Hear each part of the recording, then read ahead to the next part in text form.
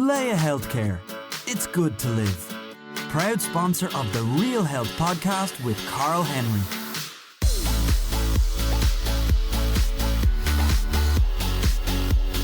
Folks, welcome to the latest episode of the Real Health podcast in association with Leia Healthcare with me, Carl Henry. Hope you're having a wonderful day.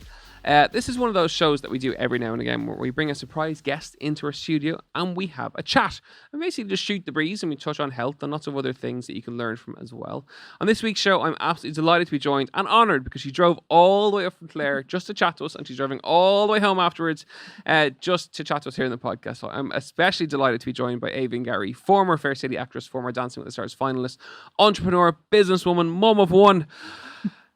Aoibhín Garrihy, welcome to the Real Health podcast. Oh, I'm delighted to be here, Carl. Thanks for having me. How's it going? That's some introduction. That's like 4 lines of intro. Thank you so much. Thank you. Now, a lot of them were former in my past life. But anyway, yeah, it's great. Things are great. I can't complain. I feel good. And thrilled to be here. And I'm a huge fan of the podcast. So thank you for having me. Well, thank you. I'm going to start with acting as a career. I wanted to know how you got into it. Okay. Was that always what you really, really wanted to do? And we'll take it from there. So let's chat about the acting. How did you get into that? Yeah, it's a funny one, isn't it, acting? And I was always warned about it. And people said, are you mad? And when people ask me about it now, younger, because I do have students. I have a drama school in Clare.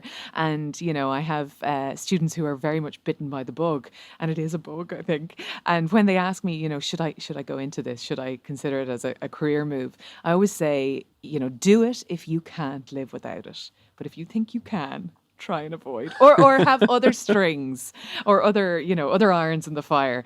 For me, it was always something that I loved. I was kind of involved in lots of extracurricular activities in school and loved them all. I was a bit of a jack of all trades, master of none. I think I'm still a bit that way. I love projects. I love getting involved in, as many different things as I can.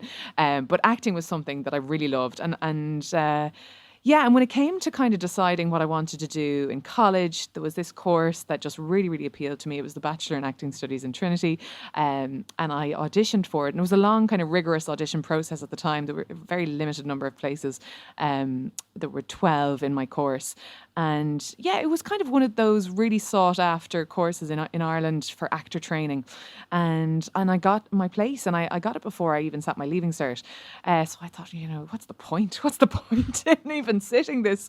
But I went on and I did the leaving cert, and then I went on to do acting in Trinity and loved it and totally immersed myself in it for that period of my life. And after, I stayed at it then for kind of 10 years after that. And, I was threading the boards in the gate, and I was traveling, and, I was going on tour with different theatre roles and loved it. Got the role in Fair City and had other, smaller roles in the likes of Love, Hate and Matty and The Fall. And it brought me so much joy when I was doing it. It was the other stuff. It was the networking aspect of the career. It was the, waiting for the phone to ring, having, my fate in someone else's hands. When I see my parents, and I come from a family of entrepreneurs and business people, and seeing my husband now, John, you reap what you sow. And, in terms of work, when they work hard, they see the benefit of that. And I wasn't seeing that. I was putting everything, my life and soul and everything I had into this career choice. And I wasn't necessarily getting the same back in return. I was not getting the roles that I was, auditioning for. I was too big, I was too small, I was too fat, I was too thin, I was too, Irish, I was too brunette, whatever it was. And that really jarred. I guess waiting for the phone to ring or being between jobs and having to justify my existence just really didn't sit well with me as someone who just loves to be busy. And how do you handle the rejection of that then? Yeah, it never gets easy. I mean, some roles you just know you're not right for, and you can see why you weren't, number one. But I think, when you really invest in something and you think, okay, this would be the dream. This is, this is what I really, really want. And to get that no, I struggled with it and trying to pick yourself up and dust yourself off. time and time again, it can really chip away at the confidence. And, I was always kind of an outgoing, confident person, but it definitely took its toll on my mental health. And I had to be honest with myself and put, my own happiness first. And that took a while. And I guess it took a bit of maturing maybe and some home truths to kind of say, right, Aoibhín, you need to kind of mind yourself. And it can have serious implications on people's mental health. And some people, they ignore that for a long time until they get a wake-up call and then they have to do something about it. But I think I've probably got a handle on it early enough to do something. What was the wake-up call moment then, if I can ask? The light bulb moment. Or was there one? Sometimes there isn't. Yeah, well, I fell in love with a man in the west of Ireland. And, for a while I thought this is complete and utter career suicide. I'm heading west when I should be, hanging around Temple Bar, networking and trying to get myself on that casting couch. But I knew that every time I was on that Nace Road and I was heading for the west, I felt a weight off. I just felt an ease, and I was happier. I was happier in the outdoors. I was happier by the sea. That was therapy for me. The slower pace. My family are from Clare. My mum and dad are from Clare. So we spent a lot of time growing up in the country. Summers were spent in the west of Ireland, in the Aran Islands and, on my granddad's farm. And just that time in the outdoors was my happy place.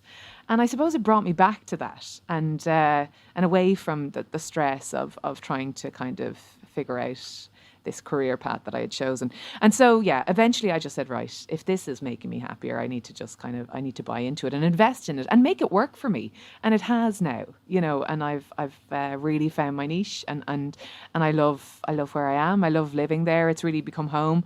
I've now started a family there and have started, a number of businesses there. So I guess when you kind of, you free yourself from those shackles, I think that can be the most freeing thing. And we tend to put ourselves in boxes a lot of the time. I'm X, I've committed to X and I can't be Y. But actually, I think, when people think outside the box a little bit, it can be liberating. That brings us nicely and flowingly to Dancing with the Stars. Okay. Thinking outside of the box, doing something that presumably...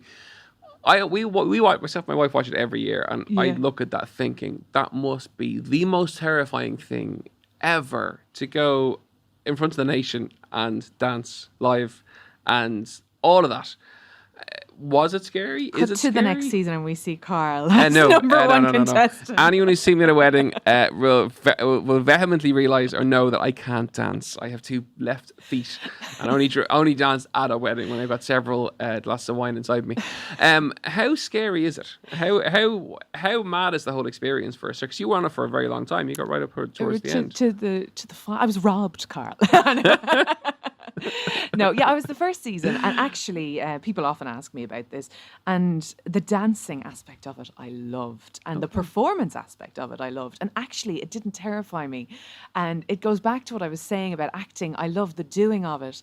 It was all the other stuff. So yes, okay, it was a reality TV show, and that idea of, the behind the scenes and the interviews and pitching one of us against the other, and that element of competition, that used to freak me out, and I used to lose sleep over that aspect of it, because I'm actually quite a shy person. It's when you put on the mask and the costume and the glitz and the glam that you can express yourself, and that's what the dances did for me. I just loved getting into character and the different genres every week, and I had a great teacher as well, so I really enjoyed that aspect of it, the competition, and also the trying to campaign for votes and all of that. That was stressful. Every week you're up for a public vote. Yeah. So there's all that, the agendas in the background that are quite stressful. But the other stuff, the dancing was just, it was so enjoyable. And what a production. They really, they throw everything at it. And it was a joy to be part of it. Okay. And then let's chat health then. How do you mind yourself? Because you are phenomenally busy. I think even listening into to you so far, and we haven't met before. Yeah. You're driven, you're focused, you're determined. You have all that kind of entrepreneurial traits. Presumably burnout comes along with that somewhere along the line, especially now as you've mum to one with the second one on the way. how does your health look? How do you mind it? What do you do? What's your thing? Yeah, I mean, it's been kind of an evolutionary process for me, and I suppose with Bio, which is my health and wellness brand now, I've learned a lot over the past 2 years that I probably didn't know when I started out. But why did we start to begin with? I saw too many women, in particular, and Irish women that I love. My mom, my mother-in-law, my sisters-in-law, my friends, burning the candle at both ends. And women in particular, I think, tend to play the martyr a lot of the time. And we wear busy as a badge of honour. And there's almost a competition to be, busier than the next person.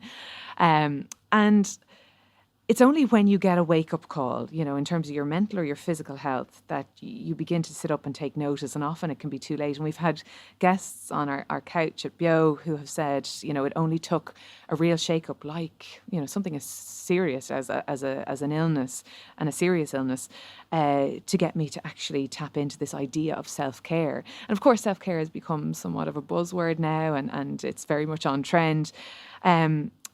And it can mean lots of different things for different people, whether that's self-fulfillment or self-restoration or self-preservation, whatever it means to you. I think ultimately the act of looking after yourself is the most important thing that you can and should do.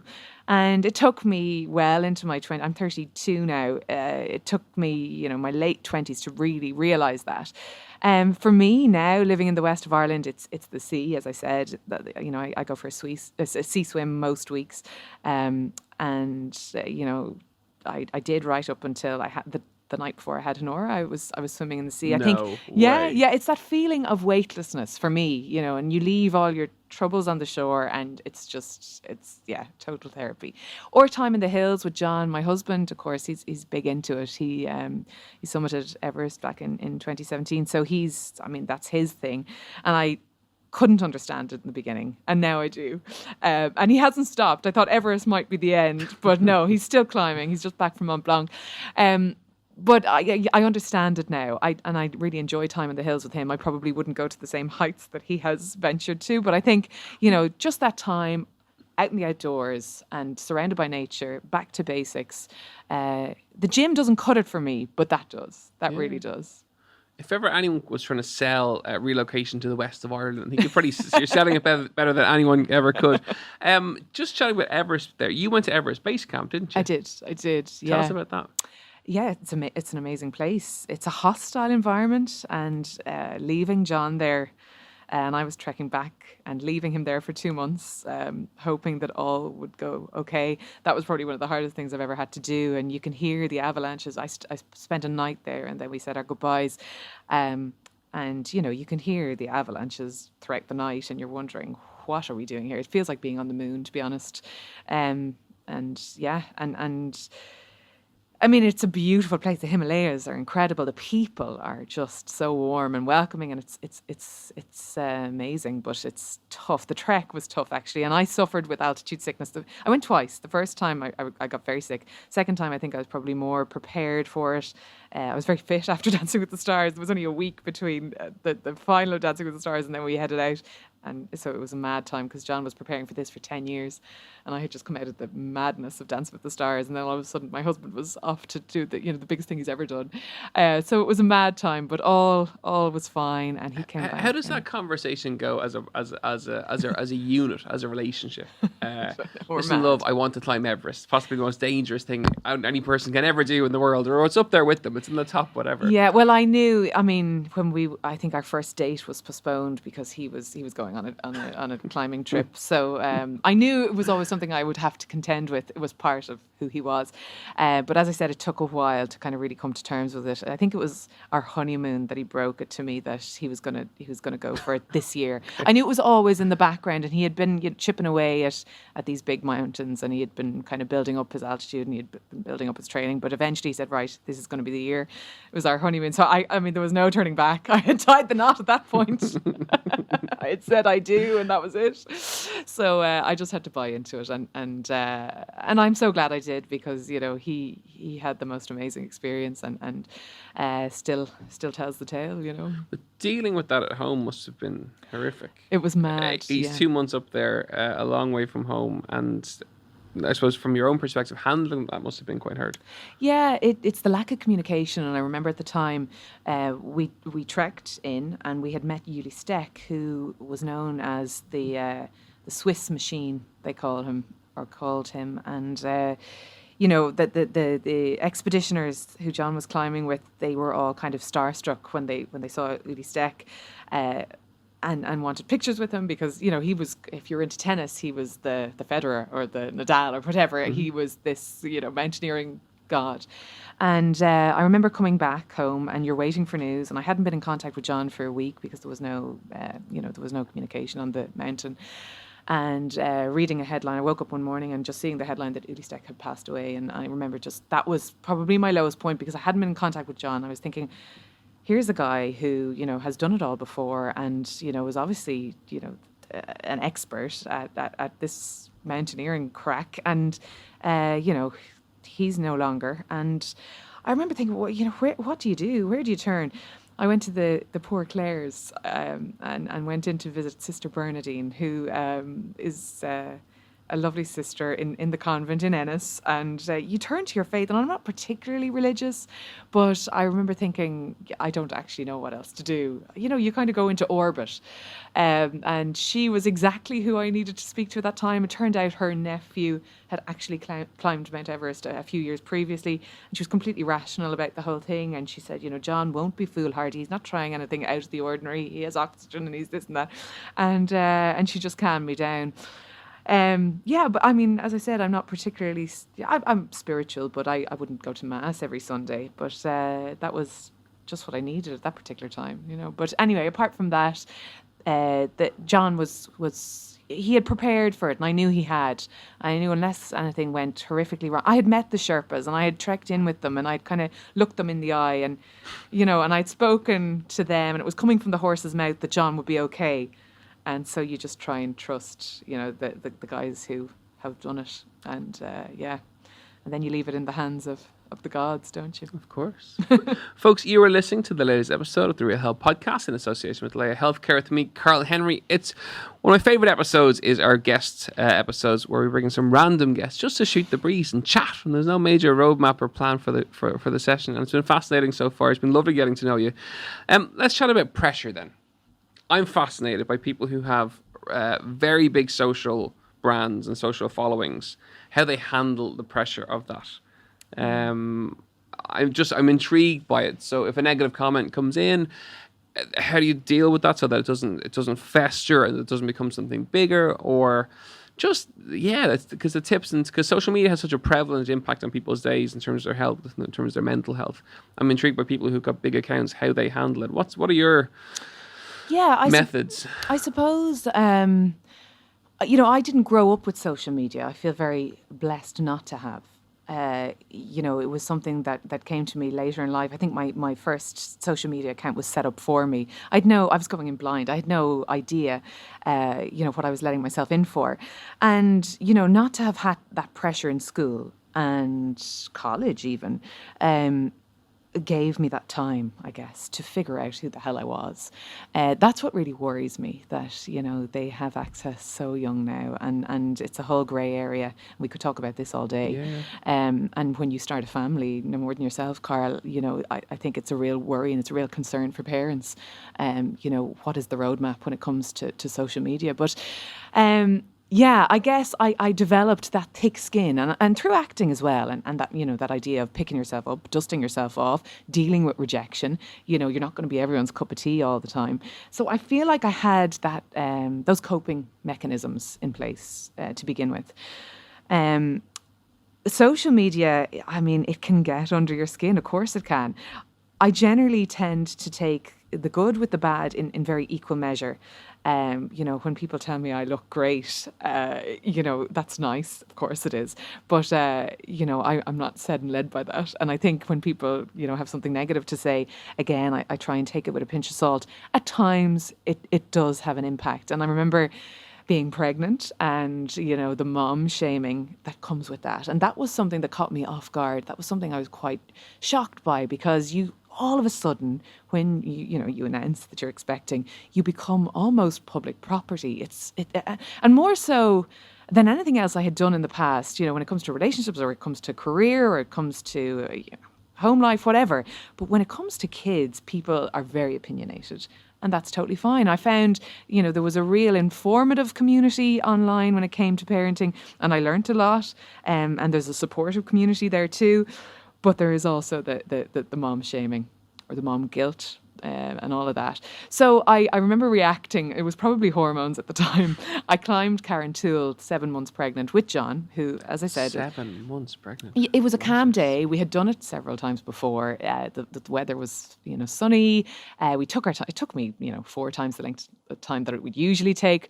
It was just a day out for us. The nights out weren't happening. So the days out we decided to really enjoy. And and I think I posted a picture on the top with John, and there was a bit of backlash, from a couple of people saying that it was irresponsible and that we were putting the health services at risk and all of that. And I took particular offence to it because a lot of my family would be volunteers with the Coast and Cliff Rescue in the West, and I would very much be tuned into all of that and making sure that we don't do anything foolhardy or irresponsible. John is very in touch with safety on the mountains and making sure that you've all the proper gear and that you have your guide and all the rest. So I probably reacted, and usually I wouldn't. I'd throw it over the shoulder. But yeah, that's one that and then obviously it hit the headlines or whatever that I was, that I was reacting on social media to comments and blah, blah, blah. But generally, I've actually been quite lucky in that, I don't get too much of it, but there's all of these toxic sites as well online now where they try and, I guess they try and bring people down and they do it in such a way that they're sharing information that's not necessarily accurate and it's an open forum now. People can say what they like, can't they? And you're very much, you're accessible to people. They have access to you almost, immediately.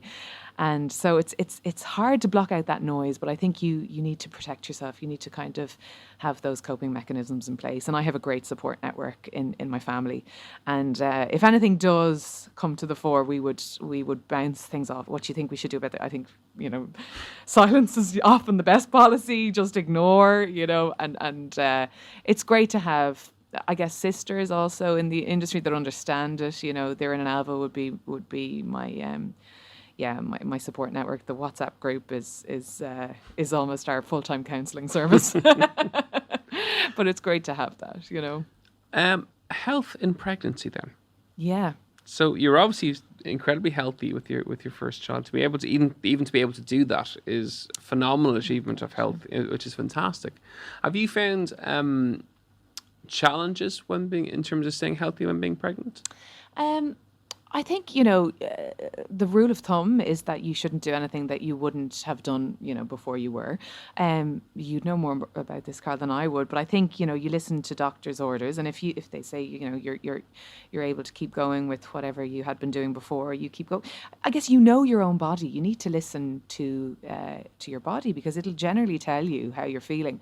I wasn't able for anything in the first trimester. I was very, very sick and I could barely get out of the bed. And that really caught me off guard because I thought, I can't tell anyone. This is a very lonely period of time where, you can't tell anyone you're pregnant and you also can't, you can't function properly. So you're just feeling really low. And you're also trying to deal with the fact that this life-altering thing is after happening to you. And you lose a sense of yourself and your identity is all up in a heap. So it is a strange period, that first trimester that we often don't really speak about. But after that, then I started to feel like myself again. But yeah, I think it's just about knowing, what you're capable of and what your body is telling you. But there are listen to your doctor, and there are great supports out there, and there's great information out there. And I was recently looking at Catherine Thomas's fantastic platform that she's after launching for fitness during pregnancy, and it's great to see that. And I think pregnant, not powerless, is a great message that women are. Since having a baby, I've realised how amazing women really are. Definitely think we're the superiors. No, I'm only messing.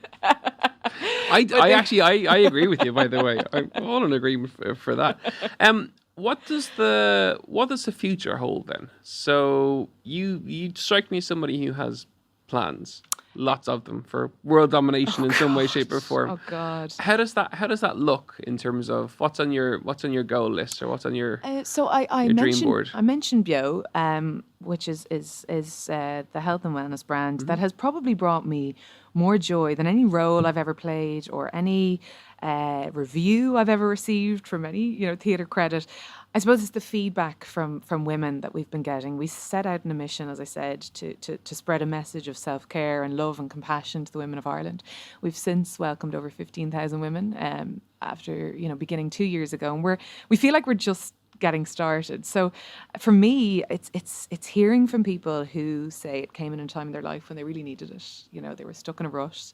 They were in a relationship maybe that they weren't brave enough to take that leap out of, or a job that just wasn't serving them anymore, and that keeps me going. That's it as I said, it's brought me so much joy. And so the plan for Bio is to keep going and to keep spreading that message. And we're hoping to launch a product range in the next few weeks, a sleep range, which is very exciting. And sleep is such a big part of our self-care, and it tends to be overlooked. And no more than yourself, Carl, I think you know what it's like. We with could those both do it night more of feeds. it. Yes, yeah. And what happens when you're deprived of it. But so we've also just announced a Bio Baby event, which is very exciting. It seems like a natural progression for Bio and for women. And the sky's the limit, I guess. The future is bright, and of course you're working with different companies as well. One of which is Avonmore, Yes. which is one of the reasons you're in the chat. So tell us a little bit about the campaign. Yeah, and back to what I was saying earlier about that childhood, that happy time in my life. That time in the outdoors and on the farm and in the West. Avonmore have released some crazy statistics, but accurate. Obviously, I was quite staggered by them. That only 1 in 5 Irish people have been on a farm. And, when it's such a massive part of our heritage, our culture, I was shocked to hear that, but not surprised in the sense that young people, I guess, when it comes to food and where food comes from, we almost take it for granted. That idea that milk just comes from a carton and it's just in the fridge. But where does that story begin? So this idea of farmfulness and bringing, that lovely time in the outdoors, that lovely time spent on the farm, surrounded by nature, animals, the sounds, into the home on a regular basis, because we all live busy lives, and mornings in particular can be hectic. But having that moment of mindfulness or presence. And it's very accessible. It's a new campaign on the Avonmore carton. There's a QR code there, so it brings you straight to that just moment where, we all have apps. We have Headspace, and we have, these mindfulness apps that we're buying into because we need it. We need that moment of presence in our day. Avonmore are bringing it to their milk cartons. It's a lovely campaign, a lovely idea. And the whole message is farmfulness and bringing that dawn chorus or that rainy morning into your day. And I'm thrilled to be part of the campaign. Fantastic. Aoibhín Garrihy, thank you so much for joining us on the Real Health Podcast. It's been a pleasure getting to know you a little bit more and having the chats. Folks, as ever, you are listening to the Real Health Podcast in association with Leia Healthcare with me, Carl Henry. Don't forget to rate and review if you enjoyed the episode, and share it as well. We are heading towards a 2 million listener mark, so thank you so much for every single listen that we get. We're goal driven here as per usual, so we're going to hit that hopefully by December or just before Christmas with a little bit of luck. As always, you know where we are. We're at Carl Henry PT on Twitter and on Instagram, and realhealth@independent.ie. Have a wonderful week. I really hope you enjoyed today's interview, and as ever, we shall see you next week with the next episode. Slán go fóill.